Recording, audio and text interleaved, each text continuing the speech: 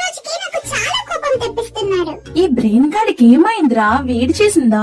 ఎంత కోపంగా ఉన్నాడు? అమ్మో, నేను ఫాస్ట్ గా బ్రీత్ చేయాలి లేదా పోయేలా ఉన్నాడు. వీడి వల్ల చాలా ఫాస్ట్ గా బ్రీత్ తీసుకుంటున్నా, ఇంకా నేను హ్యాండిల్ చేయలేను.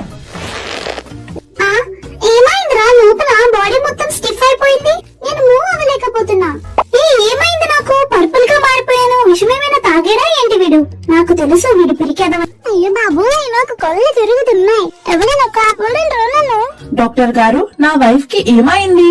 దీన్ని రెస్పిరేటరీ ఆల్కలోసిస్ అని అంటారు. హైపర్ వెంటిలేషన్ వల్ల ఇలా అవుతుంది. ఇది కార్బన్ డైఆక్సైడ్ లెవెల్స్ ని బాగా తగ్గించేస్తుంది.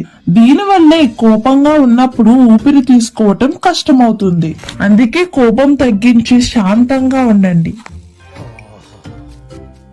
ఉదయాన్నే యోగా చేసి మెడిటేషన్ చేస్తే ఎంత హాయిగా ఉంటుంది.